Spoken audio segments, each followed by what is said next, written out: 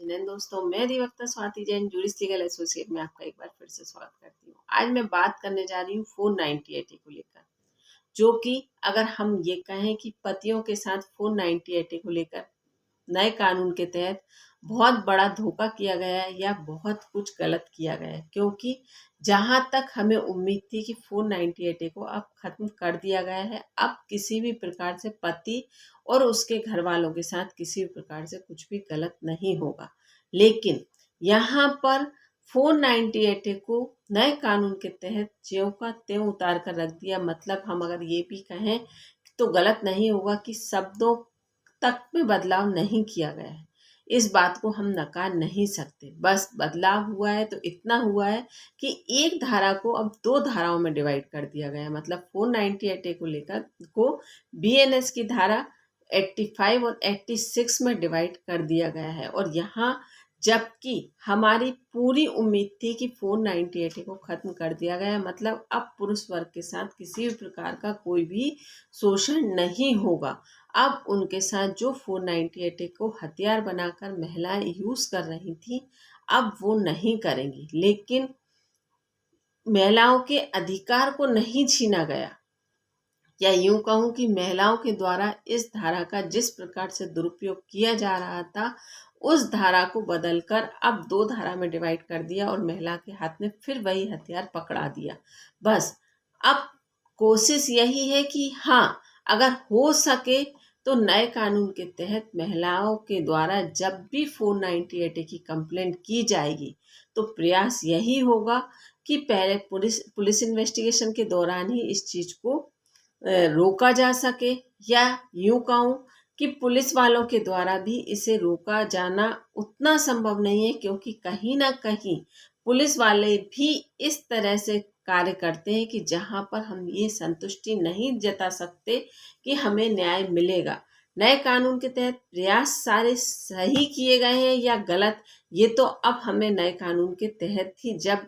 कोई ऐसी परिस्थितियां आएंगी तभी हमें ये चीज समझ में आएगी। लेकिन अगर हम धारा की में लिखित तौर पर बात करें तो धाराओं को ज्यों का त्यों उतार दिया है बीएनएस 85 और 86 में। जबकि माननीय सर्वोच्च न्यायालय के द्वारा भी इस चीज को बहुत ही गलत ठहराया गया है, क्योंकि माननीय सर्वोच्च न्यायालय के द्वारा आज से कम अगर हम बात करें तो 10 साल पहले ये बात कह दी गई थी स्पष्ट। मतलब आज 2024 चल रहा है तो 2014 में माननीय सर्वोच्च न्यायालय के द्वारा एक जजमेंट में ये स्पष्ट कह दिया था कि अगर महिलाओं के द्वारा 498 का केस किया जाता है तो जरूरी है कि उसकी इन्वेस्टिगेशन बहुत अच्छे से की जाए, क्योंकि महिलाएं इस धारा का उपयोग बहुत गलत तरीके से कर रही हैं अपने परिवार वालों या अपने पति के खिलाफ, क्योंकि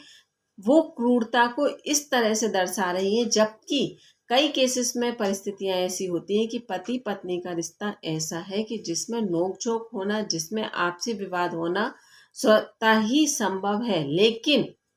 ये कब किस प्रकार से हो रही है या किस प्रकार की घटना से उत्पन्न हुई है, लेकिन महिलाओं के द्वारा इसका नतीजा 498 दे दिया जाता था, बस एक मोटिव को रखते हुए कि अब मैं परिवार वालों को सबक सिखाऊंगी। तो यहाँ पर ऐसी परिस्थितियों को देखकर 2014 में, हाँ 2014 में ये स्पष्ट कह दिया था कि अगर कोई भी कंप्लेंट होती है तो मजिस्ट्रेट कोर्ट, सेशन कोर्ट में इन बातों को बारीकी से ध्यान दिया जाए। अगर कोई हाई कोर्ट में पेश कराने के लिए आता है तो हाई कोर्ट की जिम्मेदारी है कि सारे मैटर को ध्यान से देखा जाए, ध्यान से पढ़ा जाए। इसमें सिर्फ यही एक उद्देश्य ना रखें कि महिला बेचारी। तो यहाँ पर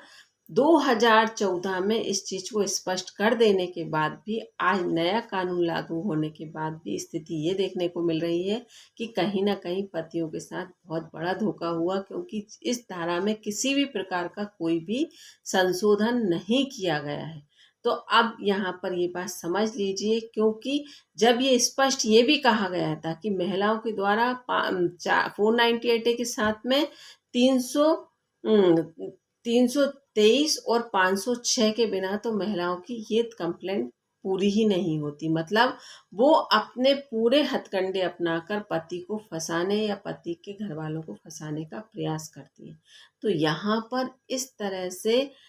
10 साल पहले अगर ये स्थिति क्लियर थी तो 10 साल के बाद भी अगर कानून में बदलाव आया तो कहीं ना कहीं इस चीज में परिवर्तन होना था। ये माननीय सर्वोच्च न्यायालय के द्वारा ये चीज स्पष्ट कही गई, क्योंकि पति पत्नी का विवाद ऐसा नहीं होता जिसे हम 498 की कैटेगरी में रखते हैं, क्रूरता की कैटेगरी में रखते हैं। हाँ, कुछ केसेस में, कुछ परिस्थितियों में ये चीज देखी जाती है कि हाँ ये चीज होती है, लेकिन जिस प्रकार से महिलाओं के द्वारा ये कंप्लेंट की जा रही है उस स्थिति में हर केस 498 की कैटेगरी में रख दिया जाए तो यहाँ पर ये चीज संभव नहीं है। और ये स्पष्ट कहा था